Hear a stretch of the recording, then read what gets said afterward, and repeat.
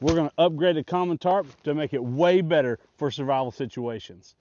Let's upgrade the tarp, start the fire, and we're going to put it to the test against a different tarp. Check it out. Okay, for this test, you're going to need a couple basic things. A tarp of your choosing. This is a simple 8x8 tarp that I like.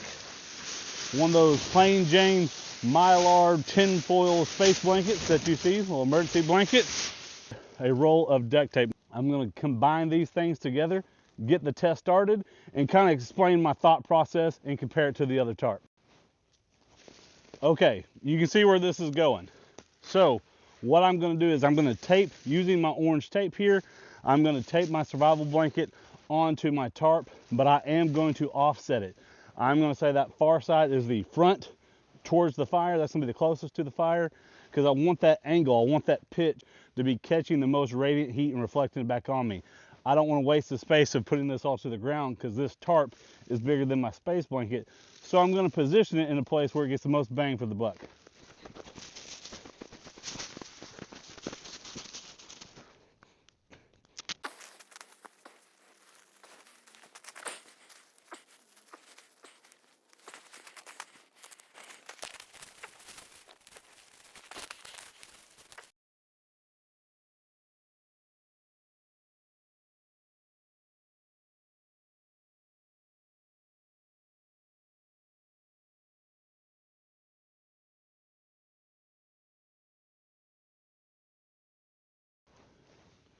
All right, now that we have the fire going, this is the setup. We have two different tarps at the exact same distance away from fire, just like my past video where we compared a regular tarp versus a survival tarp, a survival blanket tarp that has the Mylar already affixed underneath. Now we're doing the same thing. I've upgraded the sleeping pads for each shelter, and this thermometer here is saying right at 26 degrees Fahrenheit. So we're going to burn this fire for a couple of hours and compare to which shelter is better, the one I upgraded or this one. Let me go over here and show you this other setup. Okay, and here is our upgraded shelter. You can see we have the same lean-to format. The wind is really blowing that way, so we shouldn't get a benefit here. We have the same sleeping mat, because that was some comments on my last video. I had different sleeping mats, and I absolutely agree. I just didn't have two of the exact same kind. Now I do, problem solved. And we have this thermometer here, and it's currently reading, it's actually colder over here. Maybe this thermometer is just in a colder spot in the shade too long, but it's sitting right at 19 degrees Fahrenheit. So we'll see what happens. All right, so while the fire is burning, I want to compare these two, right? Shout out to everybody in the comments. They pointed me in a lot of good directions looking for like bigger survival tarps. Brands that were brought up were a Bushman brand, Arcturus. Arcturus makes an 8x12. And I believe that Bushman makes an 8x8. I've never used either one of those, but those are some brands out there, and they do make larger survival tarps. Now, the downside with these, those tarps particularly weighed over 4 pounds, and that's heavy for a tarp. Now, don't skimp when it comes to tarp. Get a good quality tarp. I'm not saying that, but 4 pounds is pretty heavy as opposed to something that's under a pound, right? It has multiple uses, like especially the bright orange one like this. It can be used as a signaling device if you're truck camping, or if you're riding a boat or whatever on your trips. If you're not hiking or carrying on your back, weight's not that big of an issue. But I do a lot of walking out hunting. That's what I do. So I wanted to figure out a solution to where I could get the benefit of that Mylar, but I can use my regular tarp.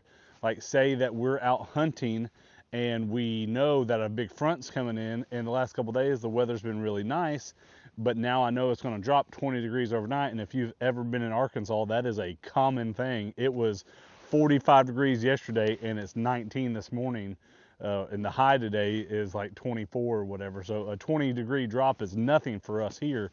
So if I knew that was coming, I can, all right, well, I can modify my current tarp and make it better for the current situation.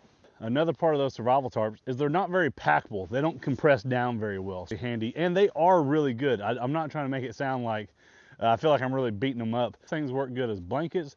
You can just put them on the ground and sit on them with that reflective side up, and you can feel heat coming back. It is better than just sitting on the ground. So they do have a place. I'm not saying that they're not good at what they do. They are. but my biggest complaints are the weight and the packability of them. It does for sure make it warmer. If you haven't seen those results, check out my last video from earlier this week where we tested this against regular tarp. Those things produce some heat, which led us to this. Now, this idea was not all mine all alone. I came up with it with the comments, and some people in the comments had the exact same idea that I did. So I had to put this together. Okay, we're at our first hour check. Over here at the survival tarp, it is 42 degrees. Now remember, this started out at 24 degrees or 22 degrees, something like that. So we already have an increase of 20 degrees in the first hour. Let's check out the other shelter. We're over here at our upgraded shelter, and that thermometer is reading 40 degrees. So remember, this started out at 19 degrees or something like that, right at 20. So it also increased 20 degrees. So this is holding up. The duct tape is still here. I was worried about it melting and getting too hot or just the glue letting go, but it hasn't yet. That may be a problem later on with some time. This one's starting to peel a little bit. I can see that over here. Let me go ahead and fix that. So we fixed that piece. It was still holding on. I just want to push it down a little more. We'll give it another hour and we'll see what happens. All right, so now I've beat up on the survival tarp enough. Let me talk about what we have to use for this one, this setup here, and then we'll get into the negatives about this one. Okay, so obviously we have to use some duct tape. Now we don't have to use duct tape. We could do some tie outs. We could tie it onto the tarp. We can make something happen. Duct tape has a spot in your survival kit. This is a Band-Aid. This is a fire starter. This particular color is another signaling device. So things like that should be in your kit anyway. Now, since y'all did so good finding stuff for me last time, if anybody knows about some really heavy duty orange tape, or if Gorilla Tape makes orange tape, let me know in the comments below. This is just a plain Jane cheap roll of duct tape, nothing special. And the only reason why I say that is the more glue it has, the better it burns for a fire starter. And this stuff, it works, but not as good as Gorilla Tape. So it is what it is. Additionally, if we have a space blanket with us, that space blanket offers us more opportunities to do more things. And with that space blanket, I'm still under the 4 pounds. This duct tape, that space blanket, and my tarp can still be used for other things. For example, I can have my camp set up, have my Mylar on the back if it's cold or whatever, and I can still take that off and go use it for a signaling device out in the open area. I don't have to deconstruct my entire shelter to do that, right? Okay, now the negatives of this upgrade that we made, right? Obviously, requires more material. If we have to tape it, whether we have to do the tie outs to the top, we're using more stuff out of our kit to make this happen. Also, we know those space blankets aren't near as durable. If I could pack this up carefully, kind of fold it inside that tarp, smash it down in my pack or whatever, I could probably make it last, but chances are that space blanket is a one-time use. And after I use it, I can't fold it back down. It's pretty much, I'm just gonna have to pack it out and throw it in the trash because you're never gonna get that thing folded back down to how it was. All right, so I'm gonna sit here by the fire, try to stay warm because it is cold, and I'm gonna see what happens. So I want to bring up something that was brought up in the comments from my last video. If I was actually staying out here today the temperature is around 24. With the wind chill, it's around 18 degrees. That's what the feel-like temperature is right now. If I was actually staying out here, I would not have built my tarp shelter in a lean-to configuration. That's a really open style. It doesn't capture a lot of hot air or anything like that. It lets the breezes come through as they will. Not a good cold weather shelter in my opinion. The reason why I did this is kind of like the worst case scenario. Like, it's really cold, let me put these tarps up in a configuration. Maybe I'm in a hurry or whatever. And that's what I really wanted to test.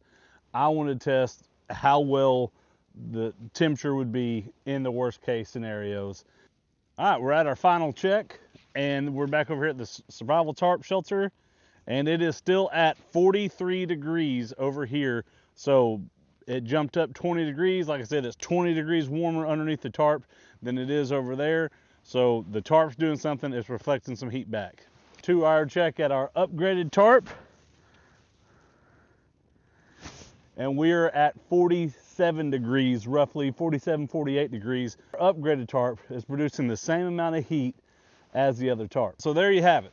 We have the shelters tested, and we were able to upgrade the common tarp to get that same Mylar effect that we wanted. After 2 hours, the temperatures were pretty much the same. The tape has held up. I had to fix it that one time on that corner, but other than that, it has stayed in place. So definitely a viable option. I can tell you from the way I go hunting and stuff like that, and these tarps that I carry, I will be utilizing this in the future. If I'm ever sleeping outside and it's below 30 or 40 degrees, I will be taping up a Mylar space blanket and putting it to work in the field to get me nice and toasty. So if you like what you saw, or if you have an idea for something for me to test, drop me a comment, hit that subscribe button, and go to arkansassurvival.com, see our upcoming courses. And as always, thanks for watching.